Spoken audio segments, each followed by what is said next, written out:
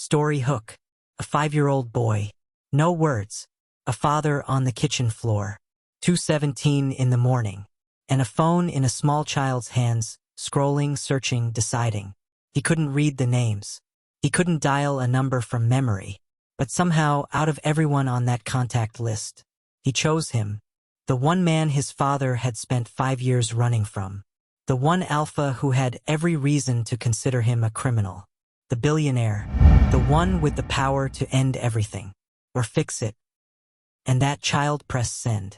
Before his father could stop him. Before his father even knew what was happening. The question is, why that name? Why him? And what does a mute 5-year-old know that his father doesn't? Stay with me, because this story doesn't start with power. It starts on a cold kitchen floor. 2:17 in the morning. With a little boy who couldn't speak, but understood everything. Chapter 1. The night the phone knew better. The tile was cold. That was the first thing Darius noticed when his body stopped listening to him. Not the pain in his chest.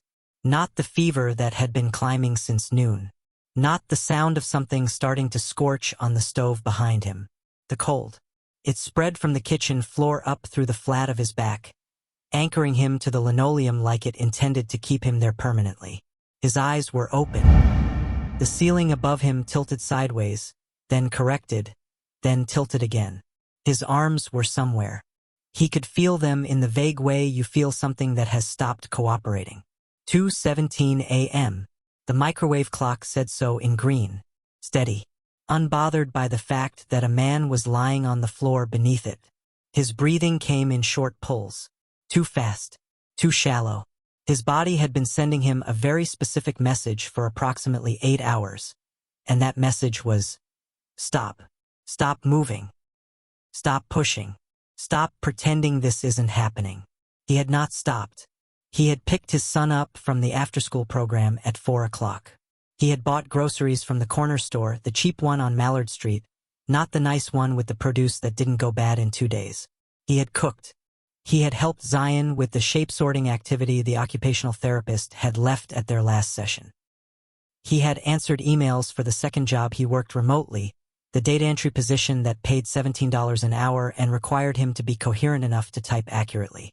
He had done all of these things with a fever that was sitting, by his estimate, somewhere around 102. He was good at that. Good at continuing. Good at the specific skill of looking functional while the body underneath was running at a deficit. He had built that skill over years of necessity. Years when stopping was not an option available to him because there was no one else, no backup plan, no second person in the apartment who could cover the gap if he went down. He had built a life around not going down. He had believed that life was stable. Now it was 2:17 in the morning and he was on the floor. The rice smelled wrong. He had turned the burner down before he sat down at the kitchen table to check something on his phone, and at some point between sitting down and now, he had slid off the chair. He did not remember the sliding part. He only remembered the table edge going past his peripheral vision and then the cold hello of the linoleum. He tried to push himself up. His arms answered. Briefly. Then they stopped answering. He lay back down. Outside the window, the street was quiet. No cars. No voices. The specific, hollow quiet of an hour that belongs to nobody.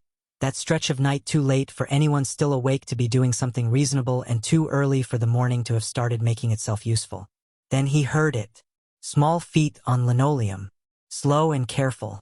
The precise walking of a child who already understands that something in the room is wrong and is choosing each step deliberately, the way you step around broken glass in the dark. Darius felt the presence before he saw it.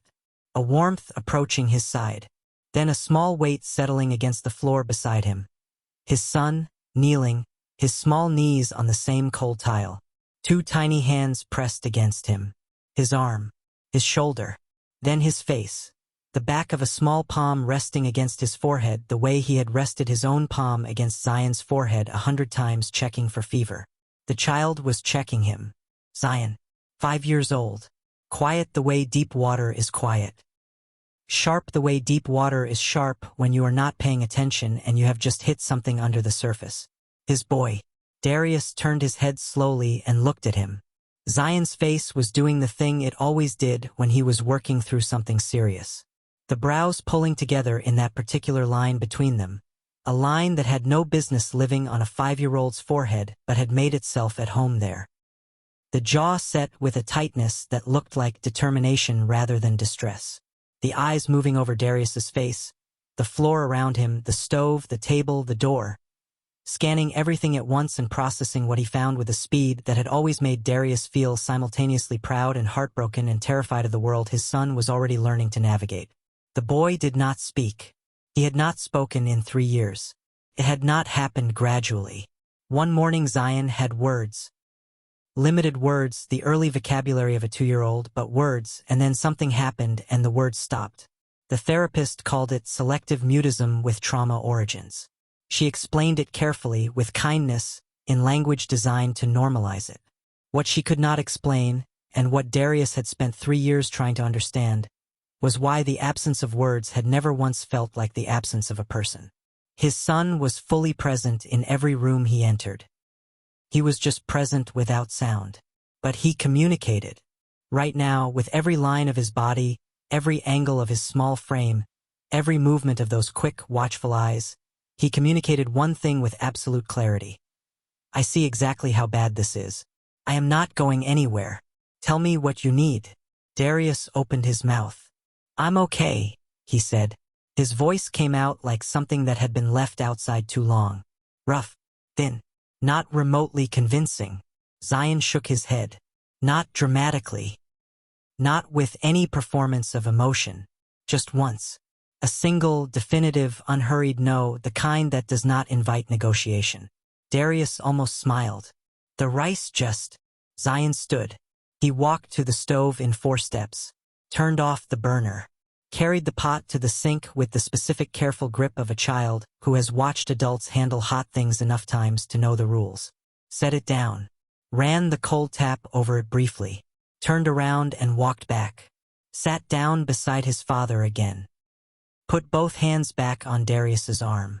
And looked at him. Just looked. The kind of looking that said, I handled the stove. That part is done. Now the only remaining problem is you, and I am not leaving until we figure out what to do about that. Hi viewers.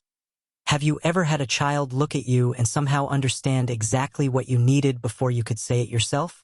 Drop a comment below and tell me. Has a small child ever surprised you with how much they already understood without being told? Darius lay there. His eyes were heavy.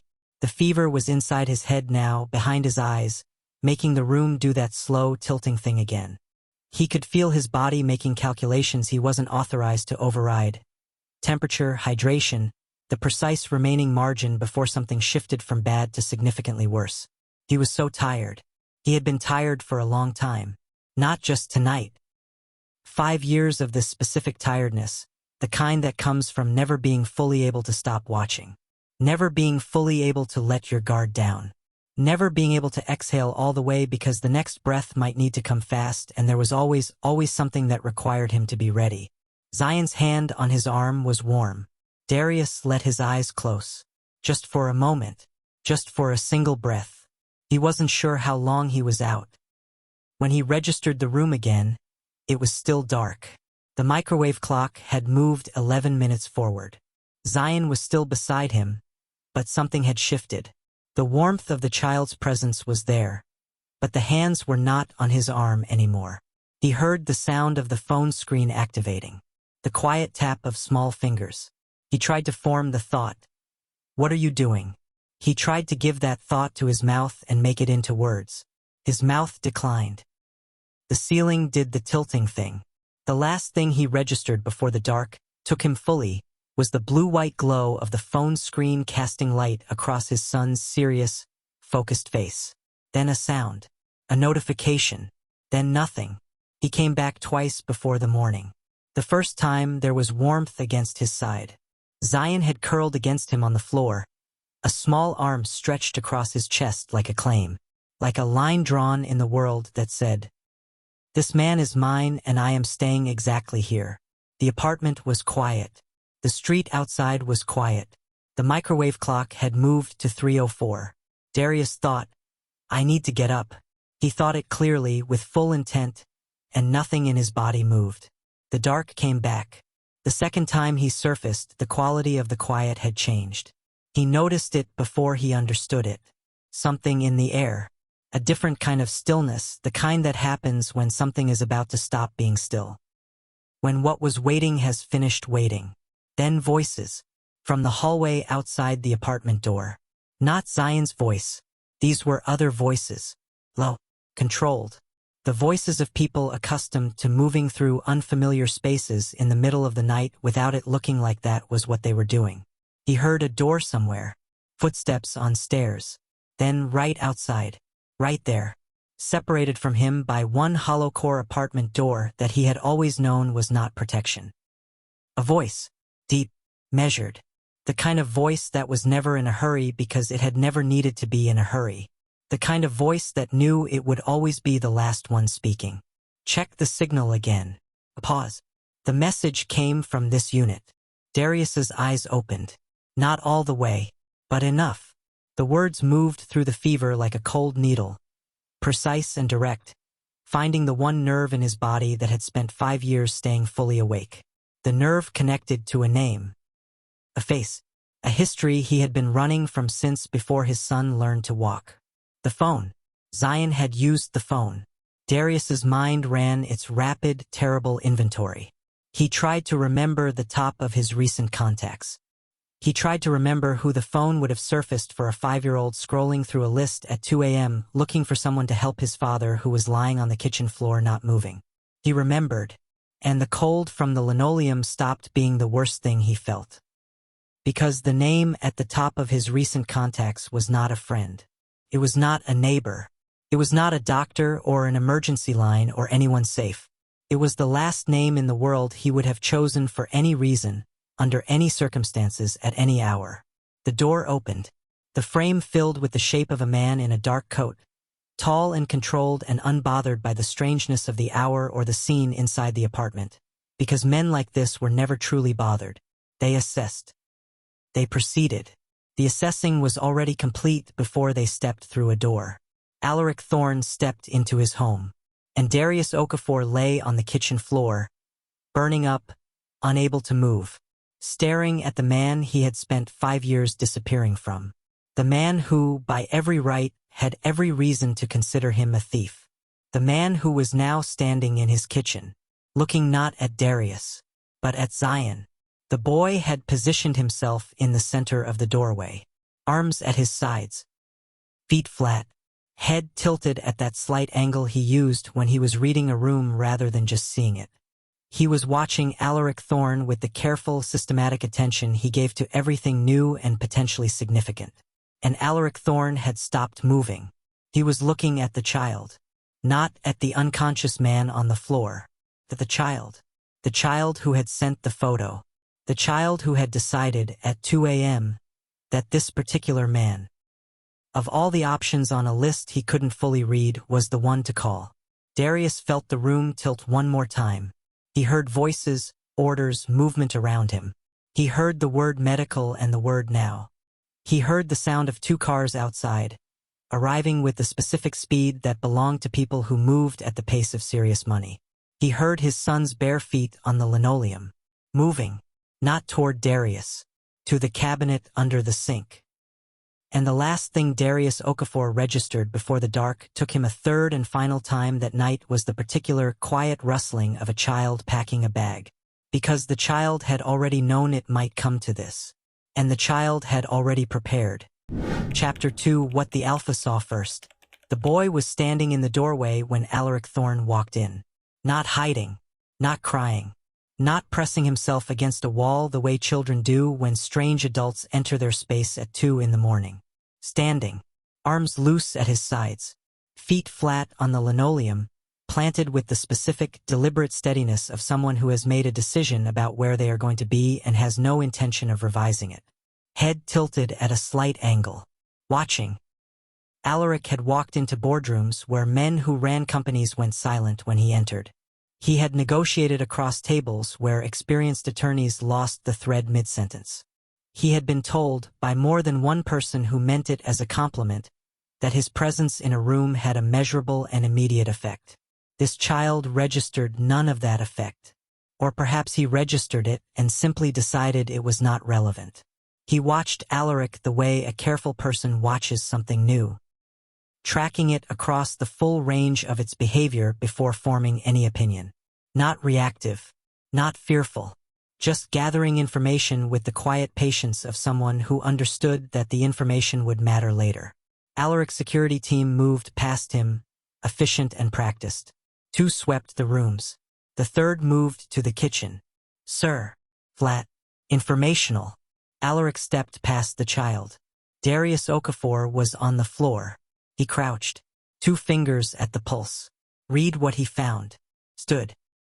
Call the car. Medical team to St. Mercy. Now. He turned around. The child was 2 feet behind him. He had followed Irik into the kitchen without a sound. Without permission. Without hesitation. He stood looking at his father on the linoleum with an expression that held fear the way a good container holds water. Present, managed, not spilling over, not pretending it wasn't there. Then he looked up at Irik. Direct eye contact. No flinching. Most people looked away from Irik's direct gaze within a few seconds. He had never found it worth correcting. It was simply a fact of how he occupied space. The child did not look away. He studied Irik's face with the systematic thoroughness of an analyst reviewing new data. Eyes first, then jaw, then the angle of the shoulders, then the hands, specifically the hands, the way they were positioned, the fact that they were open rather than closed. Whatever the boy found, he sat with it. Then he turned, walked to the cabinet under the sink, opened it, and began placing things into a plastic bag. Phone charger from the counter. A small notebook with drawings on the cover. 2 pairs of socks from a basket near the door. A folded sheet of paper from the top of the refrigerator that turned out, when Irik looked at it later, to be a medication schedule written in neat, careful handwriting. A hospital bag. The child had one ready, not assembled for this moment specifically. A permanent fixture of the cabinet. A contingency. A quiet, practical acknowledgement that this kind of night was a possibility that deserved preparation. Irik straightened his coat and watched the boy move through the small, spare apartment and felt something shift in the back of his mind. The specific feeling of encountering something he had not fully anticipated in a situation he had already assessed as understood. He did not enjoy that feeling. He found it significant. They took 2 cars. Darius was loaded onto a stretcher by the medical team that arrived in under 10 minutes. The particular speed possible only when someone with serious resources makes a call at the right hour. He was unconscious. His coloring was poor. The lead medic said, dehydration, secondary infection, untreated for several days minimum. Irik rode in the first car with the medical team. The child rode in the second. He sat in the front seat, pressed against the door, watching the city slide past the window with the steady, cataloging attention he brought to everything. One of Irik's men, Brendan, quiet, 6-year veteran, not a man who filled silence, sat beside him. They rode without speaking. Somewhere around the 3rd traffic light, the boy held up 3 fingers. Brendan looked at him. The boy looked forward. Brendan would find out later. Indirectly, through a nurse, in a context that made him go quiet mid-conversation, that there were 3 intersections between that apartment building and St. Mercy where the signal timing added unnecessary minutes to a direct route. The boy had been counting them, tracking the path, memorizing the distance between where his father was and where he was being taken, in case he needed that information later. At the hospital, they put Darius in a private room on the 3rd floor. The doctor's report arrived quickly. Fever over 104. Severe dehydration. Chest infection progressing untreated for 4 to 5 days. She delivered it with the particular expression of someone who understood without being told that some people do not have the option of addressing problems when they first appear. Another few hours, she said. Without intervention, we'd be having a very different conversation. Irik nodded. The doctor left. The child sat in the chair beside his father's bed. He did not sleep. Irik watched him from the doorway. Zion was doing something that Irik had seen experienced analysts do at the beginning of a long night, settling in for a sustained stay, not a short one. making the arrangement of himself in the space efficient rather than comfortable. The bag went under the chair within reach. The water pitcher moved to the left side of the tray table, the side closer to the hand that was not encumbered by the foreline. He studied the monitor above the bed with the focus of someone trying to understand a new instrument before they needed to read it under pressure. When the first nurse came in to check vitals, the boy watched her hands with the attention of a student watching a demonstration. When she reached across the bed, he shifted slightly, not to give her room, but to maintain his angle on his father's face. He did not touch anything. He did not interrupt. He simply observed with the specific quality of attention that communicates. I am learning this so I can use it when necessary. The nurse paused before leaving. She looked at the boy. The boy looked at her. She adjusted the blanket on the bed. A small movement. No medical purpose. Then she left. Irik stayed in the doorway for a long time. He told himself he was here because of the financial irregularities. 3 weeks ago, a compliance audit had surfaced a name in archived transaction records from 5 years back. A name associated with transfers that had been used to justify a termination and ensure no one took the terminated employee's side if he ever resurfaced. Irik's investigators had flagged it. He had read the file himself and found an inconsistency that had been bothering him with the specific persistence of a wrongly placed decimal point. Something small, something others had missed, but once you saw it you could not unsee it. When the photo had come through on his personal phone that night, blurred, poor light, the unmistakable urgency of a child who had found someone's contact information and made a decision about it, he had recognized the face immediately. Because he had been looking at that file. He kept watching the boy. On the second day, something happened with the nurses. No announcement. No visible event.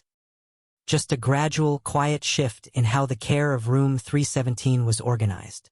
Zion had identified, by the end of the first morning, which nurse on the third floor moved through the ward with the kind of calm that was not performed, who explained things twice without being asked, who paused when she entered a room rather than moving immediately to the task, who treated the monitor numbers as information rather than procedure. He had noted her schedule with the specific patience of a child who understood that observation and action were two separate phases, and you did not confuse the timing of them.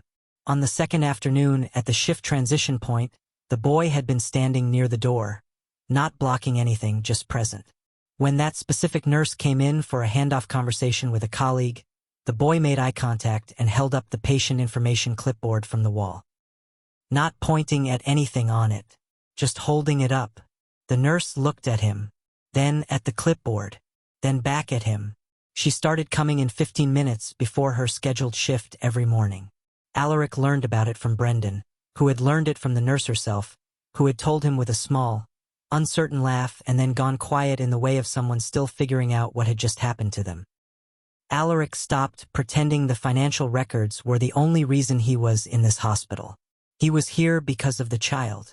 Because there was something in how the boy moved through the world, the quality of his attention, the precision of his perception, the complete absence of performance in everything he did, that Irik had spent 20 years looking for in the people who worked for him and finding only occasionally, in fragments, never this fully, and never in someone this small who did it without trying.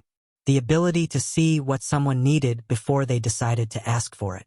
The ability to read the room without requiring the room to explain itself. On the fourth night, Irik sat in the chair across from the sleeping boy and opened the old records on his phone. He read through them for the third time. The numbers said the same thing they had been saying every time he looked at them. The account transfers attributed to Darius Okafor, the ones used to build the theft case that had justified his termination, his disappearance, the 5 years that followed, those transfers were logged 11 days after Darius had already left the company. 11 days after. You could not execute unauthorized transactions from a system you no longer had access to. Which meant someone who still had access had used Darius's authorization signature. His credential patterns. The digital fingerprints of a man who was already gone. Someone had waited until he was safely removed and could not defend himself. And then they had built the case. Irik set down his phone. He looked at the man in the bed. The lines of exhaustion in that face. Not the exhaustion of one bad week, but the accumulated exhaustion of years of a specific kind of living. The kind of living that required you to stay one step ahead of something and never fully know when it had stopped following. Irik had never run from anything in his life. He had always had the resources to face whatever came directly. He understood in the abstract that not everyone had that option. Looking at this man, he understood it with a clarity that was less comfortable than abstract understanding usually was. He had built a company. He had built an empire if he was being accurate about it. And in doing so, he had made a particular kind of peace with the fact that every large structure contains within it the conditions for smaller injustices. The manager who cuts corners, the director who takes a percentage that isn't offered, the systems that were efficient at scale and brutal at the individual level. He had known about the rougher edges of his empire. He had managed them. He had not gone looking for them. Standing in this hospital room, looking at a man who had been made to disappear because he had gone looking, because he had found something and tried to do the right thing with it, Irik felt the specific discomfort of someone who has just realized that their management of a problem and someone else's experience of that problem are not the same event. He had managed from a distance. Darius had lived inside it. That was not the same thing. He stood, walked to the window, looked at the city for a long time, then turned back. The boy was asleep finally, curled tight in the chair, the notebook pressed against his chest. Irik looked at the sleeping father. Then he said it quietly, to no one and to both of them. "I think someone wanted you gone." He left. In the elevator on the way down, he called his lead investigator. "Reopen the Okafor file," he said, "and pull everything associated with Hargrove from 2019 forward. Personnel records, authorization chains, the compliance review that got buried. All of it." A pause on the other end. "Tonight. Tonight." He ended the call and stood in the lobby of St. Mercy Hospital at 4 a.m. and felt, for the first time in this situation, the particular clarity that came when a problem that had been formless finally found its shape. Raymond Hargrove. The name had been on every record he'd pulled. Every shipping manifest in the flagged routes. Every authorization chain. The personnel file for the internal compliance review that had been initiated quietly, briefly, and then even more quietly buried before it reached the board. Still with the company. 5 years and a promotion. The elevator doors opened. Irik walked out into the cold morning air and began planning. Chapter 3. The language no one taught him. 5 days passed, then a 6th. Darius recovered the way serious illness releases you, reluctantly, in pieces, with the grudging quality of something that had intended to stay longer and was being shown out before it was ready. The fever broke on the morning of the 5th day. The infection responded to antibiotics by the 6th. On the morning of the 7th day, he woke up clear-headed and lay still for several minutes, just experiencing what that felt like. Clear. He had forgotten. Not just the fever. He had forgotten what it felt like not to be managing something. Not to be running a quiet inventory of threats and exits and contingencies behind everything else his mind was doing. The low-grade alert state had been present for so long that its absence felt strange. Like a sound you'd stopped noticing until it stopped. Zion was asleep in the chair. The boy had been sleeping in the chair for 6 nights. On day 2, Darius had tried to arrange something with the hospital staff for a cot. Zion had looked at him with an expression that required no translation. "I am not moving. This is adequate. Do not use energy on this." He had not used energy on it. He lay watching his son sleep. The line between Zion's brows was there even now. It was always there. Permanent now, carved gradually into the boy's face over 5 years of paying the kind of attention to the world that the world does not typically demand of 5-year-olds. Darius had believed for a long time that the line was worry. Evidence of a weight his son was carrying that he hadn't been able to remove from him. He had learned slowly that he was wrong. The line wasn't worry. It was focus. Worry circled. Worry consumed. What his son had was something outward-facing. Active. His son was not suffering in silence. He was operating in it. There was a difference, and it had taken Darius an embarrassingly long time to see it clearly. He reached across the gap between the bed and the chair and laid the extra blanket over the sleeping boy. Zion did not wake, but the line between his brows eased. Just slightly, Darius settled back. He became aware of footsteps in the corridor. He had learned this floor's rhythms over 6 days. The nurses and their patterns, the cleaning crew, the doctors at their fixed hours. These footsteps belonged to none of those patterns. Slower, more deliberate, moving at a pace the situation did not require. Irik Thorne appeared in the doorway with 2 cups of coffee. He looked at Darius, then at the sleeping child, then at the blanket that had moved locations. Something passed briefly through his face and then it was gone. He set 1 cup on the tray table within reach. Sat down.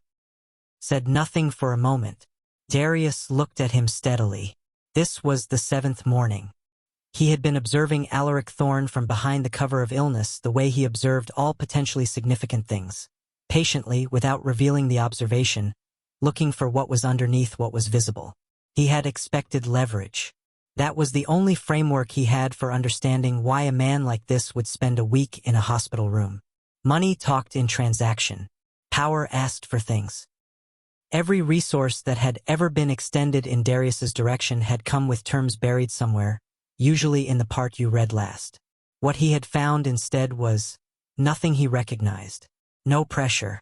No visible agenda. Daily presence that did not require acknowledgement. Coffee delivered in silence. An entire investigative operation running somewhere in the background at considerable cost, and not once had Irik asked Darius for anything in exchange. It made him more uncomfortable than a visible threat would have. He understood visible threats. "You look better," Irik said. "I look like I've been on a kitchen floor. Better than yesterday." Darius reached for the coffee. Steady hand. He took a sip and recognized his preference immediately. Dark, no sugar, no cream. Someone had paid attention to that without making it a conversation, which meant something, and he decided not to address what it meant. Across the room, Zion shifted. Both of them went still. The boy resettled into the chair without waking. Irik said, "He hasn't left this room." "I know. 6 days. Not once. Not the cafeteria, not the hall. He doesn't go where I'm not." Darius paused. Continued, "At first I thought it was fear. The therapist we saw briefly, before we had to stop affording it, said trauma bonding. That he needed proximity for safety." He stopped. "I don't think that's all of it. I think he reads people better when he's physically close to them. He needs proximity the way analysts need context. He's not clinging. He's observing." Irik was quiet, looking at the sleeping boy. "He managed the nursing rotation," he said. Darius looked up. "What?" "Second day. He identified which nurse moves through the ward with genuine calm versus performed calm. He noted her schedule. At the shift transition, he positioned himself near the door, made eye contact with her when she came in for a handoff, and held up the patient information clipboard. Darius stared. "She's been coming in before her shift every morning since." "She thinks it's her own idea," Darius said slowly. "Almost certainly. He's 5. Yes. He can't read the clipboard. He didn't need to read it. He needed her to understand that he was paying attention to the quality of the attention she paid." Irik paused. "That's a different skill than reading." Darius leaned back. His son, 5 years old, living in 2 small rooms with limited resources, moving through a world that was consistently confused by his silence and frequently condescending about it. Managing the hospital's nursing rotation on day 2. "People think silence means absence," Darius said. He said it slowly, like testing a surface before putting weight on it. "They assume the quiet ones are just background. Processing nothing, deciding nothing. They never stop to consider that the quiet ones might be the ones actually listening. The ones who understand the room while everyone else is busy trying to perform in it." Irik said nothing. He had a quality, Darius had noticed it repeatedly over 6 days, of a particular kind of silence. Not the silence of someone preparing their next statement. The silence of someone who had decided that what you were saying deserved to be heard completely before anything else happened. After a moment he said, "I need to tell you something," And I need you to hear it without forming a conclusion before I finish. Darius's jaw tightened. People who say that are usually about to tell you something they already know you won't like. Probably, Irik said. The transfers. The account movements attributed to you in the case the company built for your termination. Darius said nothing. His hands stayed still on the blanket. They were logged 11 days after you disappeared, Irik said. Not before. 11 days after you had already left. After your credentials had been formally deactivated. The room held that. Outside the window, the city moved in ordinary patterns. A bus. Voices from the street 2 floors below. The hospital making its normal sounds around them. Inside the room, Darius Okafor sat with information he had spent 5 years not having, and felt it find every corresponding space in memory. The timeline, the sequence of events, the weight of those last days before he ran, what he had seen, what he had documented, what he had not been able to complete before the trap closed. Someone used my credentials after I was gone, he said. Someone with access. Who understood your authorization signature well enough to make it look clean. Darius looked at his hands. A specific memory. A stairwell. 3 days before his world came apart. A man moving past him in the narrow space between floors, not looking at him directly, moving with the efficient containment of someone who had already made a decision about you and was simply waiting for the outcome to arrive. Raymond Hargrove, Director of Global Logistics. That look had stayed with Darius for 5 years. He had never been able to fully explain why it had frightened him as much as it had. It was just a glance, a fraction of a second, the look of someone closing a door on the way out. It had said, "You are already gone. We are just handling the paperwork." "He's still with the company," Darius said. "Senior Director." The silence changed quality. Across the room, Zion's eyes opened. He lay still for his usual beat of recalibration. Then looked at his father. Then at Irik. His expression shifted, not alarm, not fear, but the particular, methodical assessment he performed on every new variable. What is this? What does it want? What does it do when it doesn't think anyone is watching? Irik looked back at him with the same direct, unperforming attention the boy offered.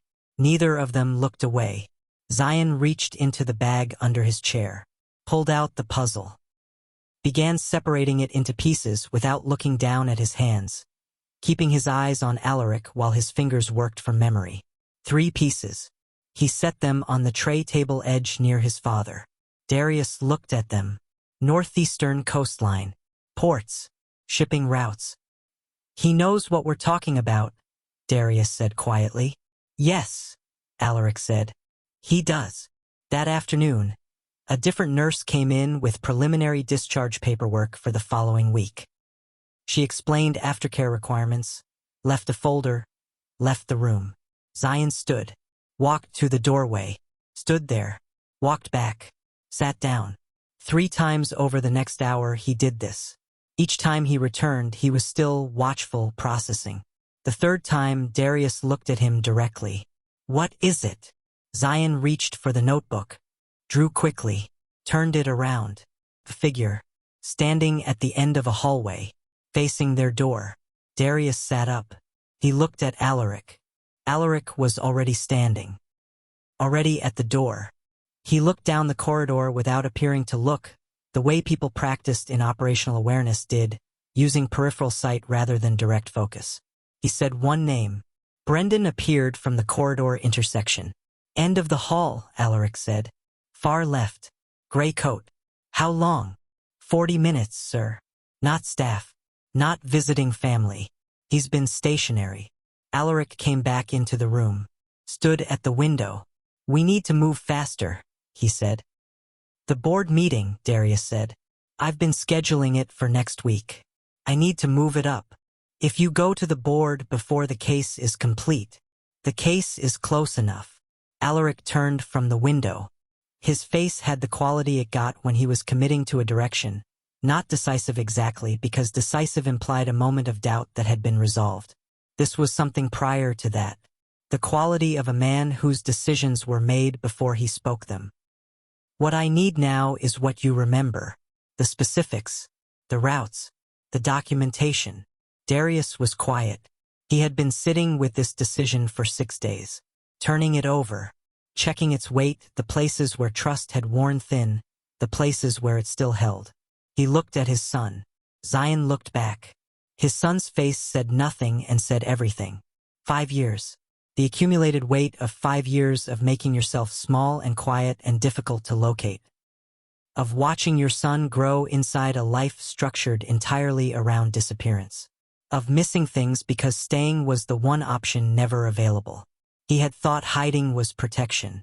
He understood now that it was only delay. The danger had not gone anywhere. It had been patient. And patience, when backed by resources and position and the institutional cover of a company that had never needed to account for what happened to people who got too close to the wrong information. That kind of patience was not a virtue. It was a weapon. Darius had spent 5 years thinking he was hiding from a threat. He had actually been giving the threat time to settle, to reinforce, to make itself permanent in the structures of a company and an industry that would not miss one accountant who had disappeared quietly into nothing. He had given Hargrove 5 years. 5 years to advance. 5 years to build the kind of seniority that made accusations look like envy and evidence look like desperation. The worst part was that it had felt like survival. It had felt like the responsible, careful, intelligent choice.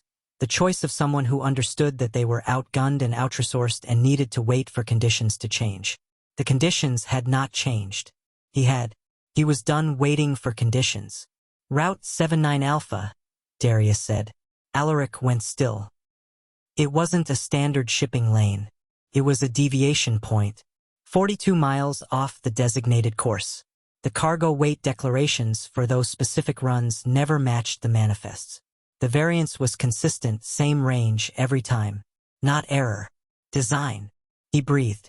Continued. I documented 6 anomalous runs in the 14 months before I left. 6 that I had full documentation on. There were others I had started and didn't finish.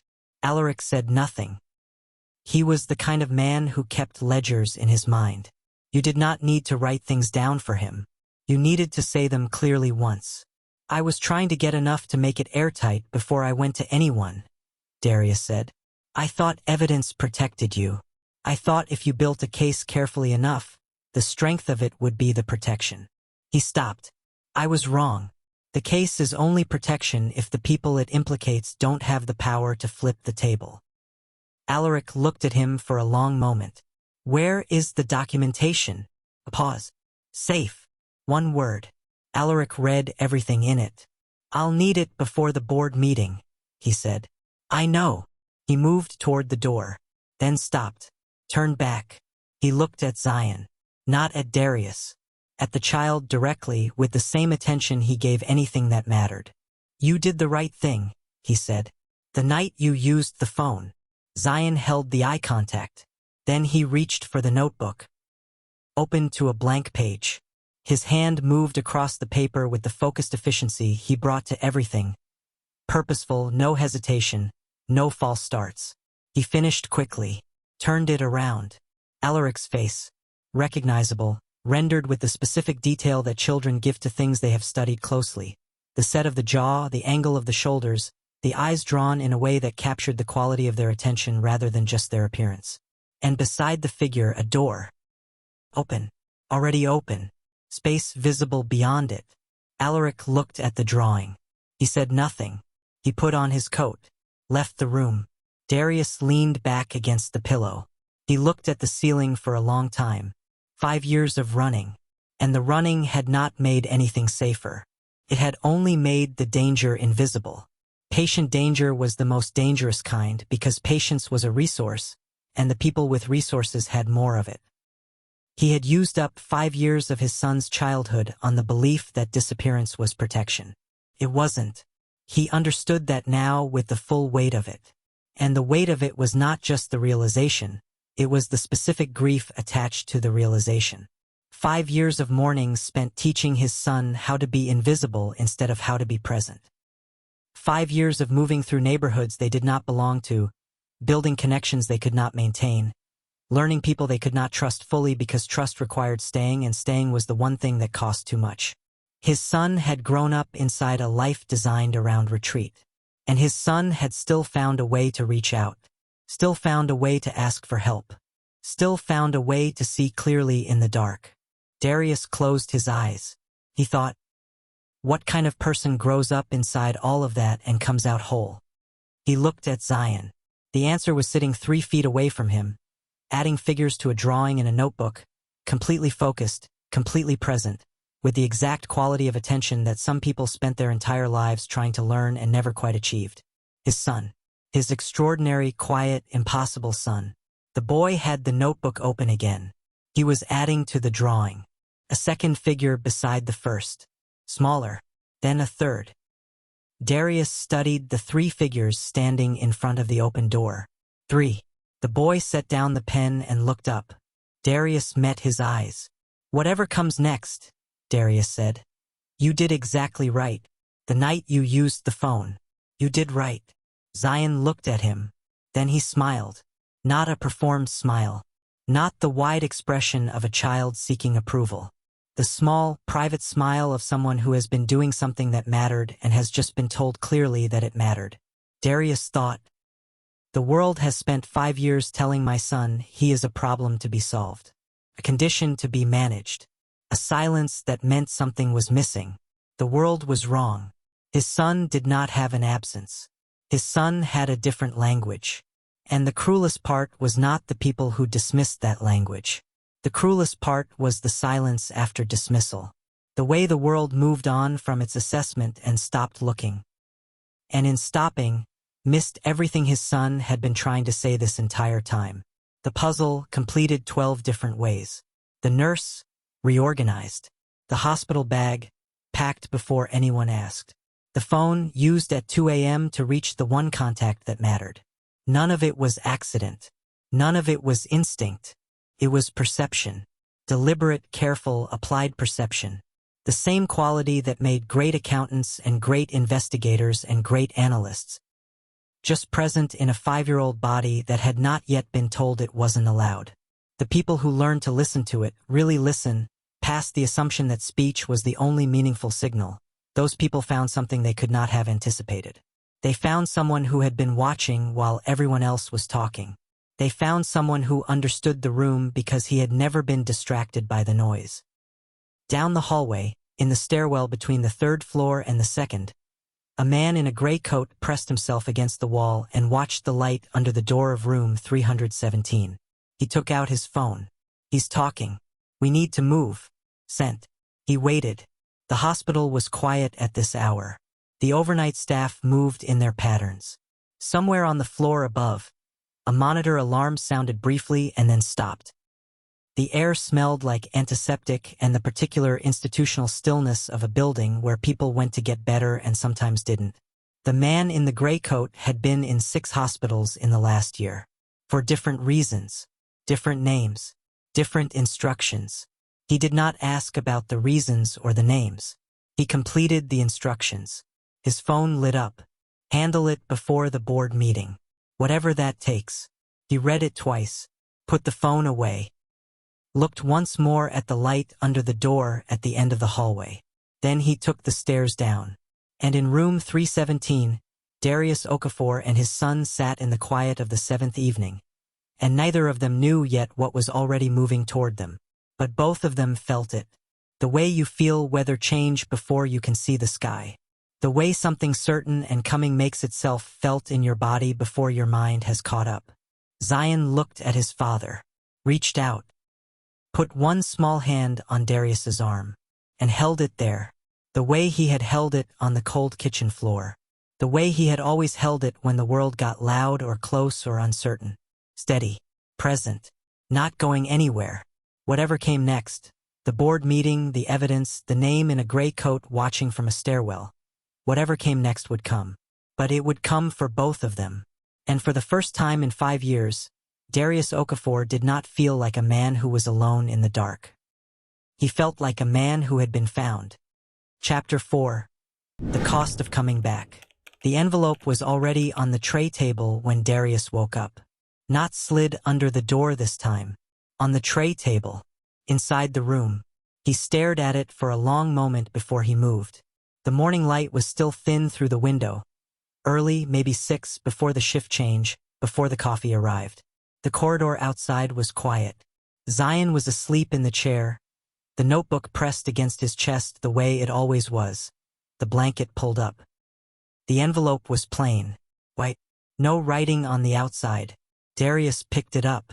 His hands were steady. He had decided, somewhere in the night, that his hands were going to stay steady from here forward regardless of what happened, because shaking was a response to uncertainty and he was no longer uncertain. He knew what he was doing now. He had made the decision. The decision had weight and permanence, and it did not require revision. He opened the envelope. Inside, a photograph. Different from the last one. Not him this time. Zion. His son, photographed from a distance, walking from the hospital's main entrance to the side door on the ground floor. The angle suggested the photograph was taken from across the street. The timestamp in the corner read 11:47 a.m. 2 days ago. The boy was carrying the plastic bag. He had taken it down to the ground floor, which Darius had not known about. A detail that told him the boy had been doing his own quiet reconnaissance of the building without mentioning it. That detail landed and he set it aside. Because the photograph was not about the bag. It was about a 5-year-old child moving alone through a hospital entrance, photographed by a person who wanted Darius to understand that the photograph had been easy to take, that the access was easy, that proximity was easy, that the distance between a warning and something else was whatever Darius's choices made it. He sat with the photograph for exactly 2 minutes. Then he got up, walked to the door, and opened it. Brendan was in the corridor. Darius handed him the photograph without a word. Brendan looked at it. His face did not change. He said, "I'll call Mr. Thorne." "Do that." Darius went back inside, sat down, looked at his son. Zion's eyes were open. He was already awake. He had been awake, Darius suspected, since the moment Darius picked up the envelope. The boy had the quality of someone who never fully slept in an unfamiliar environment. He rested, he recovered, but some part of him stayed available, stayed alert. He was looking at his father with the line between his brows present. Darius looked back at him. "We're not running," he said. Zion held his gaze. "I need you to understand that. Whatever happens in the next few days, we are not running." Not this time. The boy was still for a moment. Then he picked up the notebook, opened it to a new page, drew quickly, turned it around. 2 figures, standing, not moving, facing forward. Darius looked at the drawing, then at his son. "Yeah," he said quietly. "That's right." Irik arrived 31 minutes later. Not from the elevator.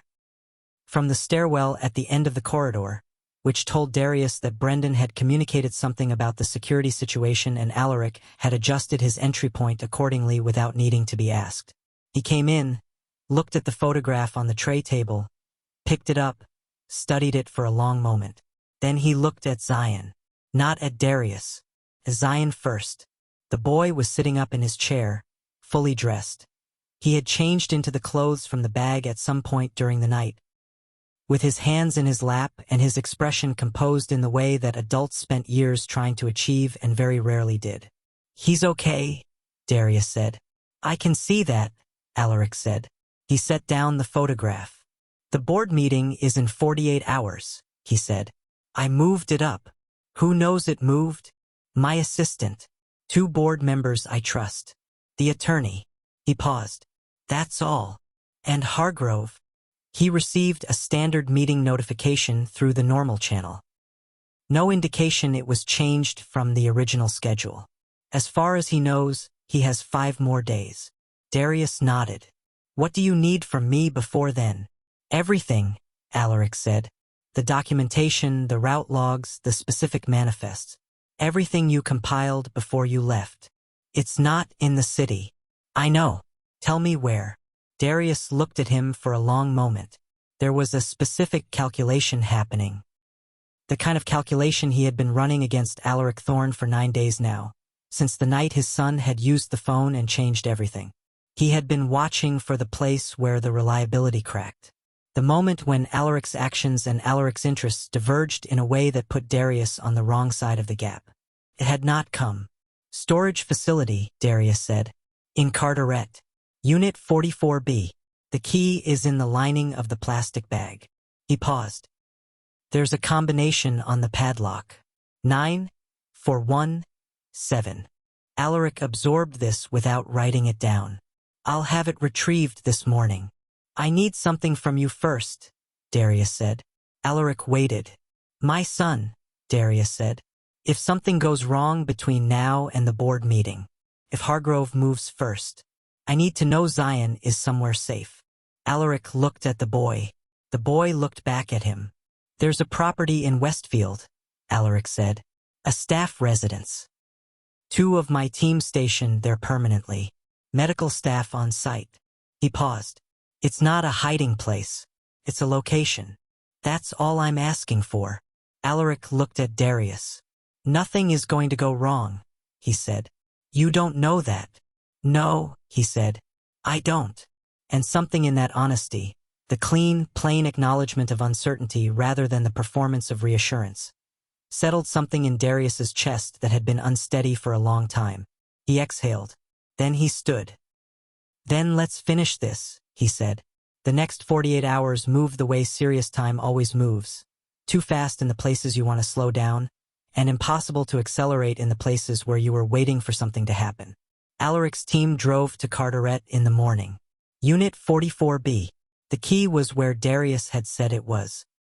The documents were in a sealed waterproof case inside the unit, stacked behind a box of winter coats and a child's bicycle frame that Darius had never been able to throw away because it had belonged to Zion before the world they were living in stopped being safe enough for a 5-year-old to ride a bicycle outside.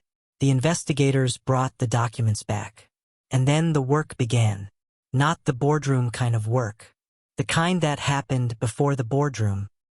The careful assembly of evidence into a sequence that could not be argued around.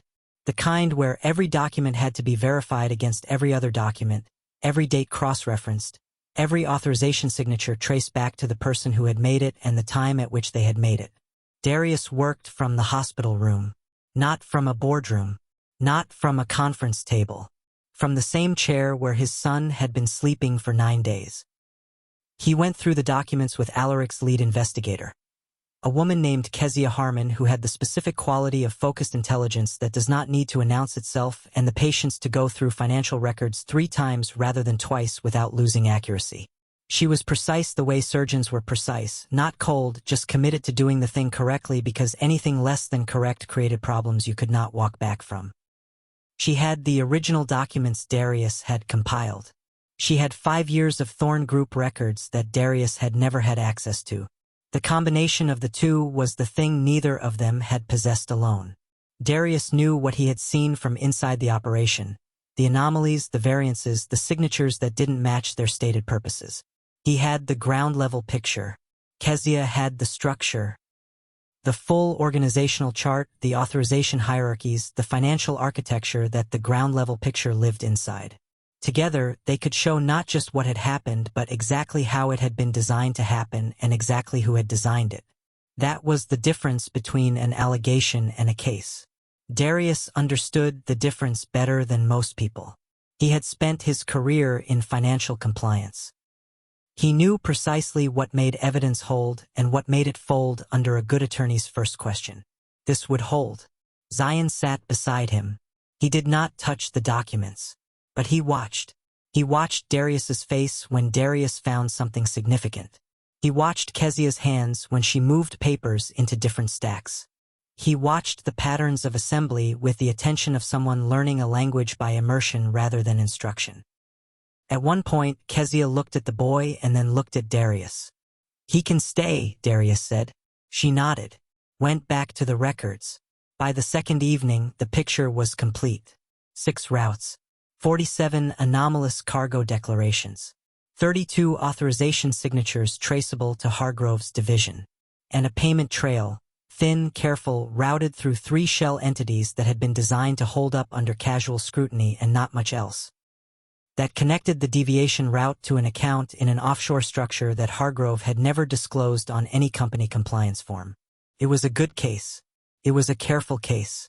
It was the case Darius had been trying to build 5 years ago before the floor was cut out from under him. "Is it enough?" he asked Kezia. She looked up from the last document. "For a board vote to initiate full regulatory investigation?" She paused. "Yes. For a criminal referral?" "That depends on the prosecutor." She set the document down. "But the evidence of the frame, the credential use, the timestamps, the account access after your departure, that's separate from the trafficking charge." "That's clean." Darius nodded. "That matters. The frame. That was the part he had needed to hear confirmed. Not just the crime Hargrove had committed against the people in those cargo holds. The crime was real and it was serious and it would be addressed. But the thing that had been done to Darius specifically, the deliberate, calculated destruction of one person's life to protect one person's position. That part had a name now, and a date, and a paper trail. Kezia packed up the documents at 11 p.m. Left. The room was quiet. Darius sat for a long time. Zion was at the window looking at the city. It was something he did in the evenings. A kind of decompression. Standing at the glass and watching the movement below with the same still attention he brought to everything. As if the city were a text he was reading. As if the traffic and the lights and the people moving 11 stories below were saying something he was in the process of translating. "Tomorrow," Darius said. The boy turned. "Tomorrow it ends." He looked at his son. "One way or another." Zion looked at him for a long moment. Then he walked back to his chair. Sat down. Picked up the notebook. He drew for several minutes. Then he held it up. It was the most complex drawing he had made in 9 days. A large room, a boardroom, from the shape of it, a long table with figures seated around it. At the far end of the table, 2 figures standing. One tall. One beside him, smaller. Darius. And beside him, a child. "No," Darius said immediately. "You're not coming to the board meeting." Zion held the drawing up again. Darius looked at it, then at his son. He understood in that moment what the boy was saying. Not the literal image, not that he needed to be physically in the boardroom, but the thing the image meant, the argument behind it. "We do this together, not you alone. Together." Darius sat with that. Then he said, "You'll be at the property in Westfield, with the team there, safe." Zion lowered the notebook. His expression did not protest. It did not argue. But for just a moment, just one fraction of a second, something crossed his face that was not the composure. Something that was 5 years old and afraid and did not want to be separated from the one person in his world who had never left. Darius crossed to him, crouched in front of the chair. "I am coming back," he said. He said it the way you say things to children when you want the words to be something they can hold. "That's a promise. Not a hope. A promise." Zion looked at him. Then he put one hand on his father's face. Held it there. The way he had in 100 bad moments over 5 years. The way that said, "I hear you. I trust you. Come back." Darius put his own hand over the boy's. "I will," he said. The morning of the board meeting arrived gray and cold. Darius dressed in the clothes Alaric's assistant had brought the previous day. Clean, professional, nothing borrowed. The kind of quiet statement that said, "I am here because I belong here." And stood in the hospital room looking at himself in the mirror above the sink for a long moment. He did not recognize the man looking back at him entirely. The last time he had stood in front of a mirror before going to that building, he had been someone else. Younger, more certain of the way systems worked and what they owed people who worked honestly within them. That certainty was gone. What had replaced it was different, harder. Less about the system and more about the specific people inside it who had chosen to break it for themselves. He picked up the plastic bag from under the chair. Zion was already dressed, already ready, standing by the door with his notebook under his arm, waiting to be taken to the car that would bring him to Westfield. Darius looked at him. "I know," the boy's face said. "Come back." "I know," Darius answered. He walked out the door and down the corridor toward the elevator. He passed the space at the end of the hall where the man in the gray coat had stood. Empty, which was not reassuring. It just meant the watching had moved somewhere else. Chapter 5: What Silence Finally Said. The car that took Darius to the board meeting passed through 3 separate security checkpoints before it reached the building. Not Ilik's security. Hargrove's. That was the first thing that told Darius the morning was not going to move according to the plan. Because the checkpoints were new. They had not been there the last time Darius had walked into this building, which was 5 years ago, which was the morning before everything collapsed. But new checkpoints at the perimeter of a building on the morning of a board meeting that had been moved up without wide announcement meant one thing. Hargrove knew. Someone had told him. Not the date. Not the specifics. But enough. Enough to know that something was coming and to make his own preparations. Darius kept his face still in the back of the car. He thought. Irik said 4 people knew the schedule changed. Assistant. 2 board members. Attorney. One of those 4 people had talked. That was a problem. He called Irik. Irik answered on the first ring. The checkpoints, Darius said. A pause that lasted exactly 2 seconds. Long enough to tell him that Irik had already seen them, had already registered what they meant, and had already begun adjusting. I see them, Irik said. He knows something moved. He doesn't know what we have. Are you sure? Another pause. Shorter this time. The documents never left my team's hands, Irik said. The content is still contained. Darius looked out the car window at the building. Glass and steel, 32 floors, the top 10 floors belonging to the Thorn Group's executive and administrative operations. He had spent 3 years working on floor 14 in the financial compliance division, in a corner office with a window that faced the parking structure and not the water. He had been good at his job. He had been careful, and careful had not been enough. I need to know something, he said. Go ahead. The 4 people who knew the meeting moved. Is one of them compromised, or is one of them Hargrove's? A pause. I think one of them is scared, Irik said. Which is different. It isn't different enough this morning. No, Irik agreed. It isn't. The car stopped at the 3rd checkpoint. A security officer leaned down. Darius's window was up. The driver handled it with the calm of someone who had been briefed. They were waved through. The lobby of the Thorn Group building was marble and controlled lighting, the kind of space designed to communicate stability and permanence to anyone who walked into it. Darius had walked through it hundreds of times. He had stopped noticing it. He noticed it now. He noticed the 2 additional security personnel positioned near the elevator bank. The slight change in the receptionist's posture when Darius came through the door. She recognized him, or recognized that he was not a standard visitor, and the recognition produced a visible recalibration in her expression that she controlled quickly but not quickly enough. News traveled faster in buildings than people thought. The elevator opened on the 31st floor. Irik was already there. Standing in the corridor outside the boardroom, his attorney beside him, Kezia Harmon on his left with a document case, 2 of his team at the far end of the hallway.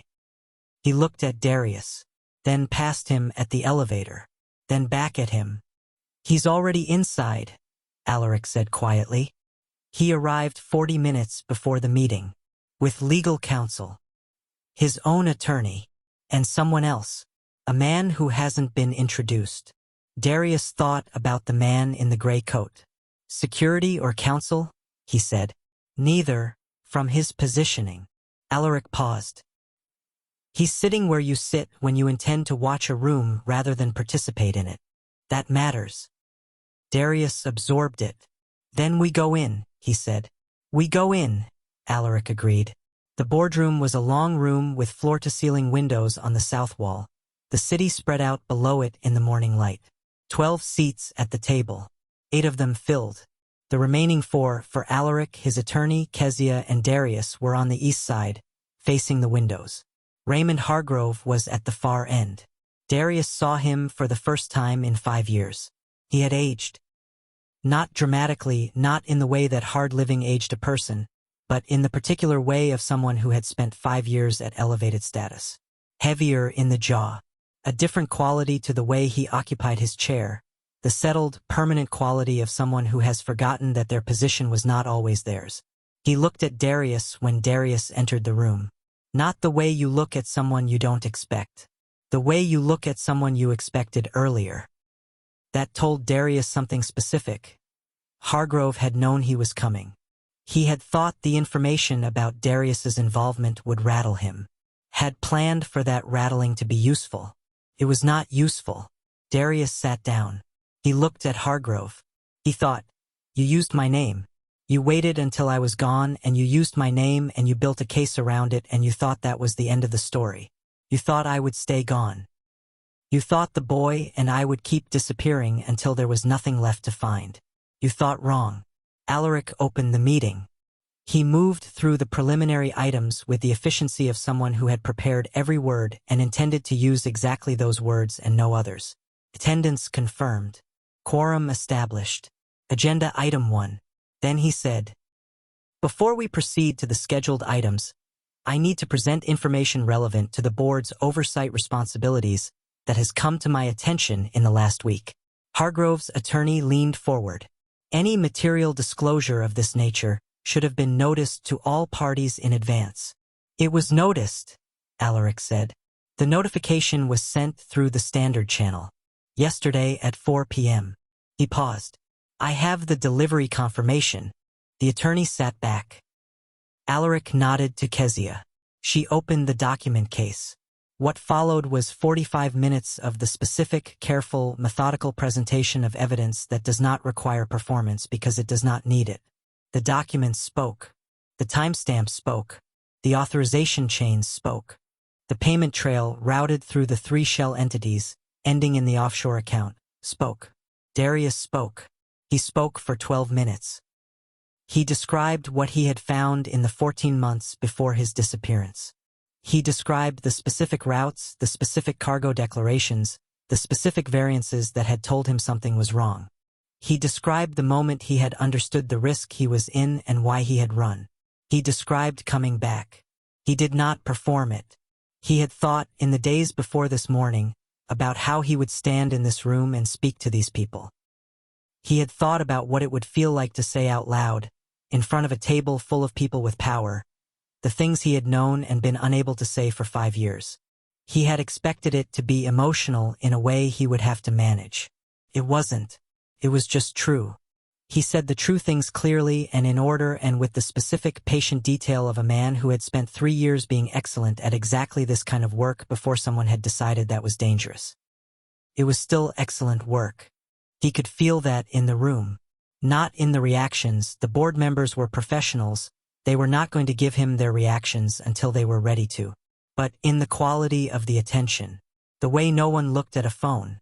The way no one shifted in their chair with the small restlessness of a person who is waiting for someone to finish. They were listening. He did not look at Hargrove while he spoke. He looked at the board members. He spoke to them. Not to the man who had put him here, but to the people with the power to decide what happened next. When he finished, there was a silence in the room that had a specific quality. Not shock. Not discomfort. The silence of 12 people who have just heard something that they cannot unknow and are in the process of understanding what that means for them. Hargrove broke it. "This is fabricated," he said. Flat. Certain.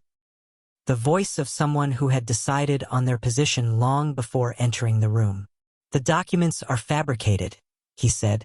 "This man was terminated for theft from this company. Any records he produced are tainted by that termination and by his clear motivation to. The termination itself is under question," Irik said. "The termination was fully documented. The documentation was created 11 days after Mr. Okafor had already left the building," Irik said. "Using credentials that were formally deactivated at the time the transactions were executed." He paused. "The IT access logs confirm this. They were pulled from the archive 3 weeks ago, and they have not been in Mr. Okafor's possession at any point." Hargrove looked at his attorney. The attorney said nothing. That nothing was specific. It was the nothing of an attorney who had just reviewed the situation in real time and made a calculation about how much of their professional credibility they wanted attached to the next 60 seconds. One of the board members, A woman named Celestine Ward, whose name Darius remembered from 3 years of compliance filings, who had a reputation for asking the questions other people were hoping wouldn't be asked, leaned forward. "The access logs," she said. "Who pulled them from archive?" "My internal compliance team," Irik said, "with no involvement from Mr. Okafor or anyone associated with him." She nodded slowly. "And the payment trail, the offshore structure, has this been independently verified?" "By 2 separate forensic accountants," Kezia said. "Their reports are in the supplemental package, pages 41 through 68. Celestine Ward opened the package.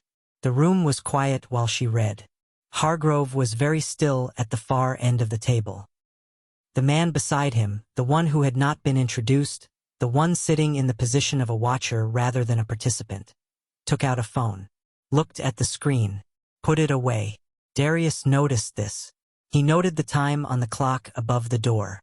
10:47 a.m. Then his own phone, on silent in his jacket pocket, vibrated once. He did not reach for it.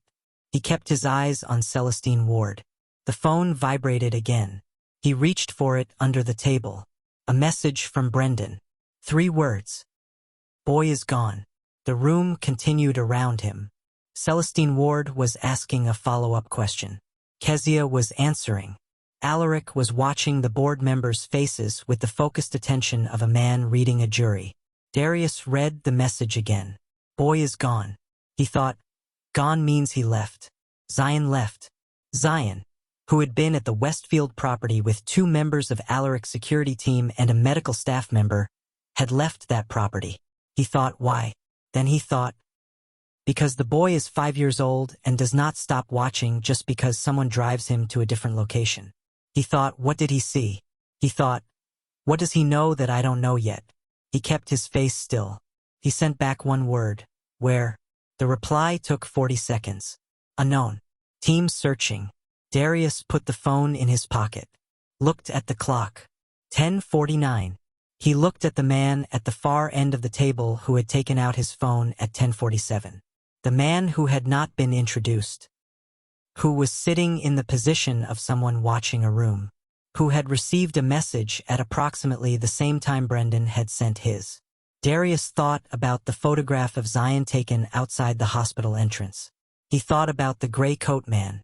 He thought about easy access and easy proximity and what a warning looked like when it stopped being a warning and became something else.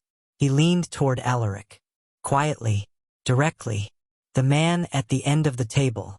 Hargrove's side. Who is he?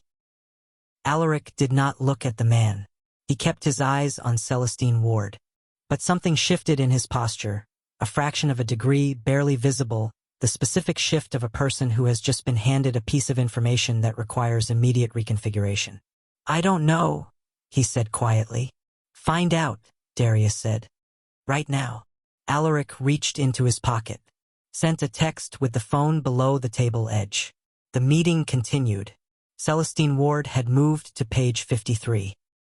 She was asking about the timeline of shell entity formation. Kezia was answering with the precision that had made her valuable. Dates, registration numbers, corresponding transaction dates, each one linked to a specific manifest and a specific route deviation. The case was landing. Darius could feel it landing. He could see it in the posture of the board members. The slight forward lean, the papers being turned and examined rather than set aside, the absence of the polite, managed attention people display when they have already decided nothing presented to them will matter. They had not decided that. They were deciding the opposite. And Hargrove knew it. Darius watched the man watch it happen. Watched him understand that the room was not going the way he had prepared for. Watched the calculation in his face shift from management to something more urgent. Then Irik's phone vibrated. He looked at the screen. Stood. I need a 10-minute recess, he said. Celestine Ward looked up. 4. A security matter has come to my attention that requires immediate verification. He looked at Hargrove. Direct. Steady. I suggest everyone remain in this room until I return. He walked out. Darius followed. In the corridor, Irik's voice dropped to something clipped and operational. The man at the table. His name is Dion Cavallo. He's private security, contract, not salaried.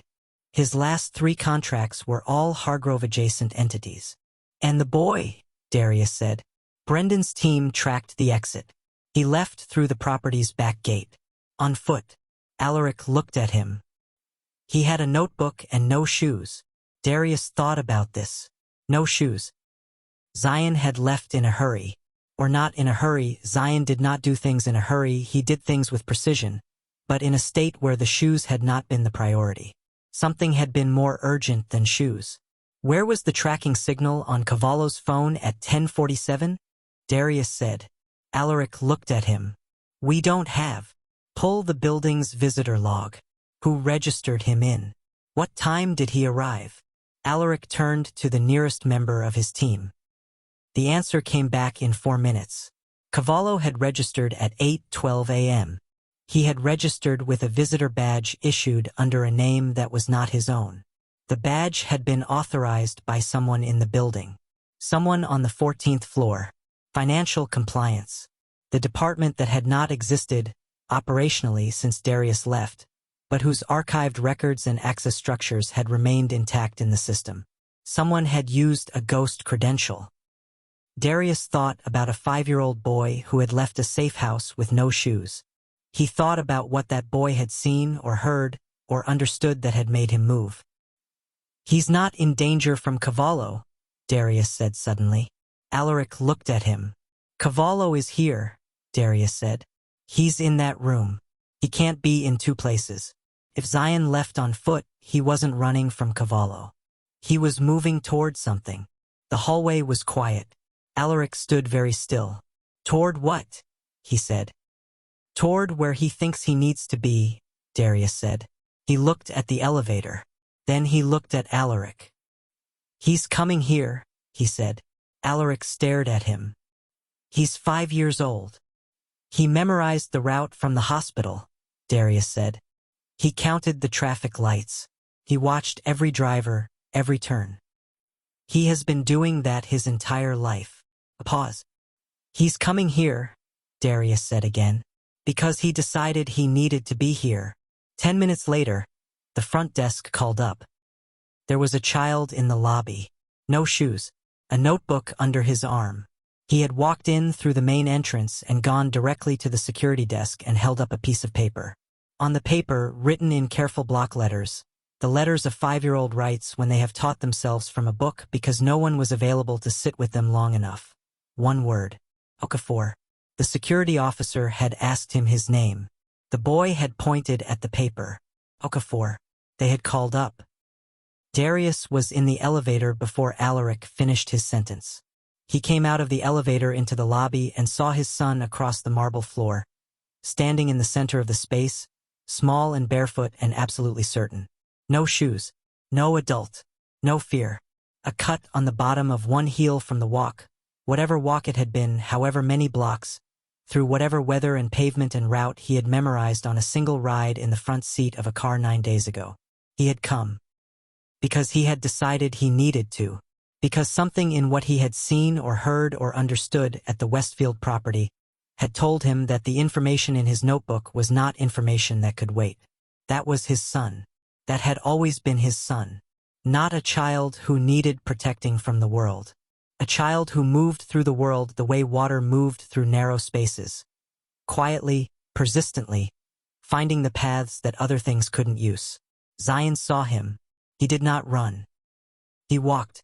The particular walk of a child who has made a decision and arrived at the destination of that decision and is now prepared to be exactly where he is without apology. He reached his father. Darius crouched in front of him. He checked him. Hands, face, the bottoms of his feet. Cut on 1 heel from the walk, not badly. His face was composed. Not frightened. Present. Why? Darius said. Not a question exactly. The boy opened the notebook. Turned to a page near the back. A drawing. The boardroom. The long table. The figures seated around it. At the near end, Darius. At the far end, Hargrove. And beside Hargrove, the figure the boy had drawn with a specific detail. A phone in his hand held low under the edge of the table. And beside that figure, a line. An arrow, pointing out of the boardroom, down the corridor, to a stairwell, to a shape in the stairwell. A box. What is that? Darius said quietly. He looked at the detail of the box. The boy pointed at it. Then he pulled out another page, loose, folded, tucked into the back of the notebook. He unfolded it. It was a printout. A small photograph, poor resolution, the kind produced by a cheap printer. It showed a storage locker, a padlock, the kind of storage space that exists in the basement levels of large buildings. On the storage locker, barely visible, a label, and on the label a number. Floor B2, Unit 7.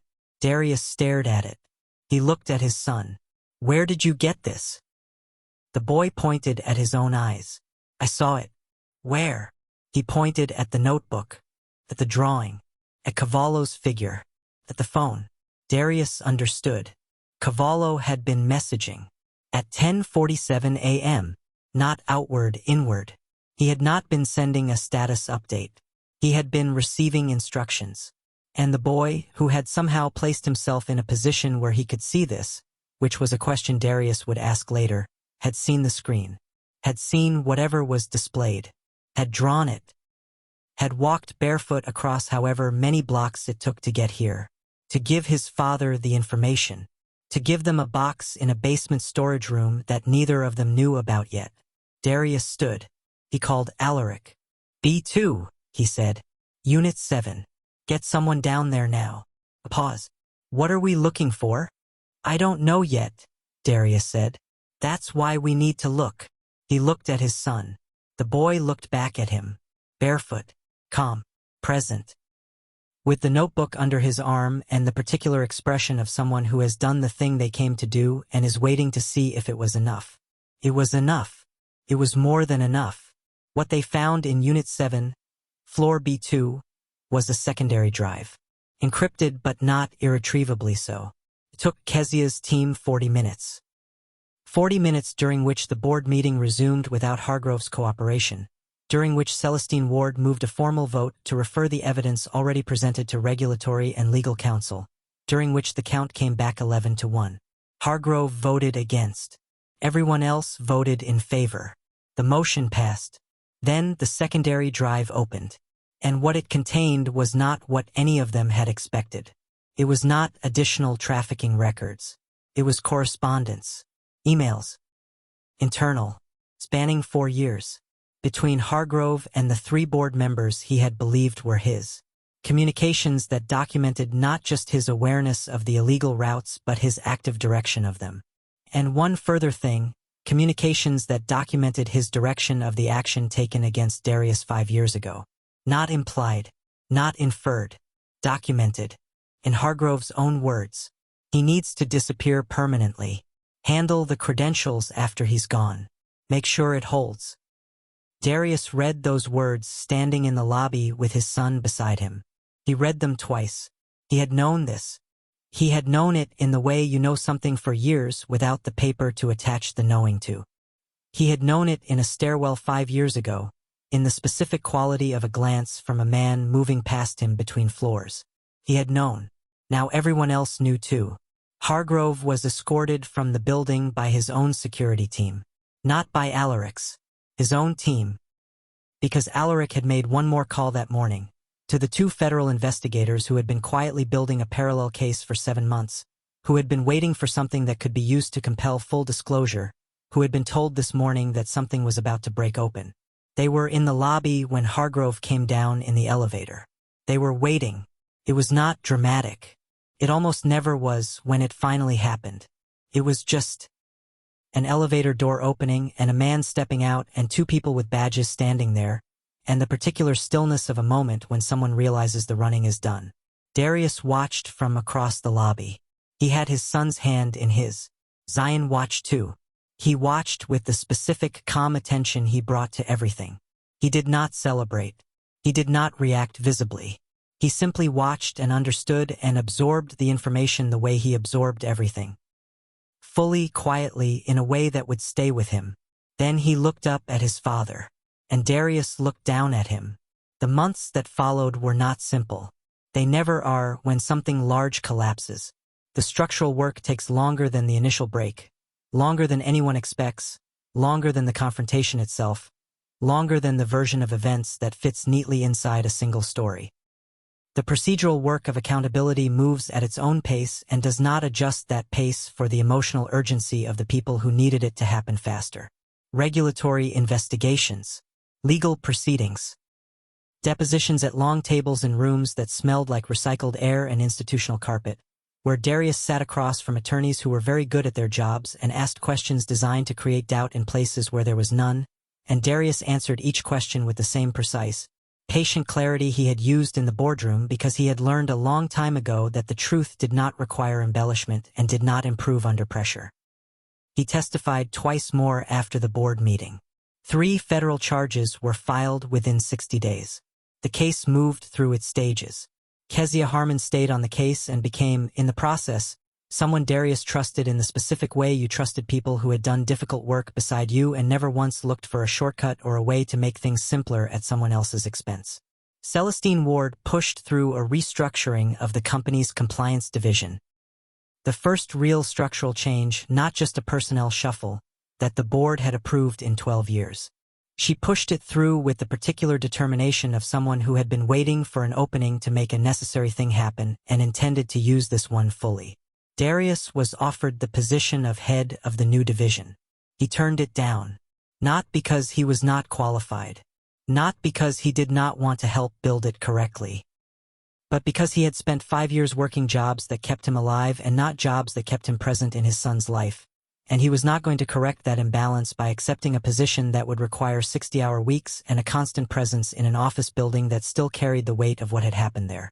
He was offered a consulting role instead, building the oversight framework from outside the structure on his own schedule, from wherever he chose to work. He took that.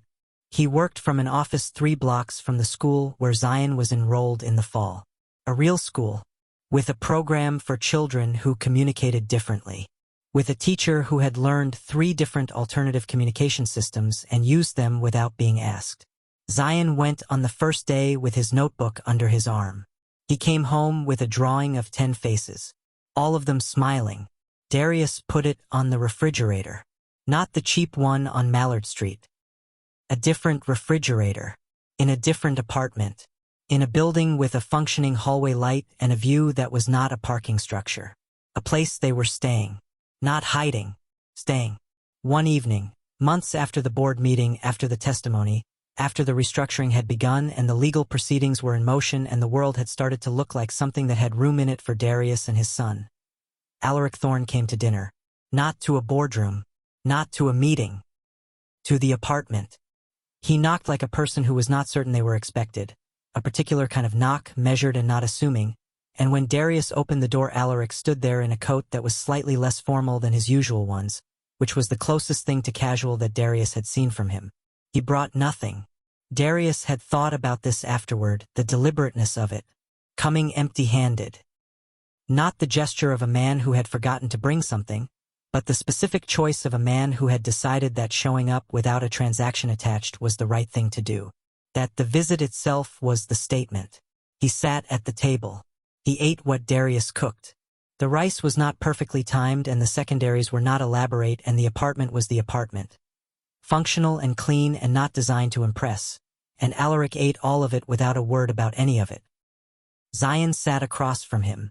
He had his notebook the way he always had his notebook. He used it throughout dinner the way other children used words. Occasionally, precisely, when something needed to be communicated that gestures alone couldn't carry. He watched Alaric across the table. Not the suspicious watching of a child evaluating a stranger. The comfortable watching of a child who has already made their decision about a person and is now simply present with them. At some point during the meal, without any announcement, he slid the notebook across the table toward Alaric, opened to a page near the front. A drawing Darius had not seen before. 2 figures at a table.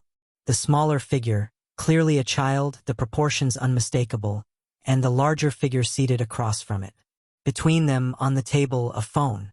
The clock on the phone face read, 2:17 a.m. This was the night. The drawing was of the night of the photograph. The night Zion had picked up the phone. The night he had scrolled through a contact list he could not fully read and made a choice that had turned out to be exactly right. He had drawn it. He had kept it. He had been carrying it. Irik looked at the drawing for a long time. The room was quiet. Then he looked at the boy. And he said what he said very rarely in Darius's experience. And Darius had watched him carefully enough now to know what was rare and what was not. He said, "Thank you." 2 words. Simple. Not weighted with anything. Not attached to anything. Just the honest acknowledgement of a person who understood what had been given and wanted that understanding to be known. Zion looked at him. Then he reached out, put one hand over Ilik's hand. The way he put his hand on his father's arm. The way that said, "I see you. I know what this cost everyone. It was worth it." The table was quiet. Outside the window, the city moved in its patterns, ordinary and indifferent and full of every possible version of every possible life. And inside the apartment, a boy who had not spoken in 3 years picked up his notebook, opened it to a blank page, wrote one word, slowly, carefully. In the block letters he had taught himself from a library book on a day when his father was working the second job and he had nothing to do but read. He turned the notebook around, set it on the table where both of them could see it. The word was home. Then he looked up and said it out loud. Not loudly, not with any announcement, just clearly. Home. One word. The first one in 3 years. The room did not fill with sound after that. It stayed quiet, because some moments do not need noise. They only need to be heard. And in the morning, when Darius woke up at 6:47 a.m. and padded to the kitchen to start coffee, Zion was already at the kitchen table. The notebook was open. He was drawing. Not the boardroom. Not the hospital. Not the cold kitchen floor. He was drawing the window, the view outside, the city in the early light, the ordinary, unremarkable, beautiful view from a place that belonged to them. A place they were not hiding from. A place they were simply in. And that, after 5 years of running, of scent suppressants and cheap corner stores and hallway lights that didn't work and the permanent weight of a child learning to be invisible in a world that already couldn't see him clearly, that was the whole of it. Not a victory, not a triumph. Just home. Just staying. Just 2 people who had survived something real together and were now allowed to simply be ordinary, which turned out to be everything. If the story moved something in you, if you've ever fought to protect someone you love with nothing but your own 2 hands and whatever you could figure out on the way, leave a comment below. Tell me what you took from it. Your words might be exactly what someone else needs to read today. And if you want more stories like this, stories that are real in the ways that matter, that don't look away from the hard parts, that always end with someone still standing, subscribe to this channel right now and turn on the notification bell so you never miss one. Because there are more stories coming. Stories about quiet people who moved mountains. Stories about children who understood more than any adult gave them credit for. Stories that remind you what human beings are actually capable of when the world decides they don't matter. Those stories are here. Every single one of them. Come back for them.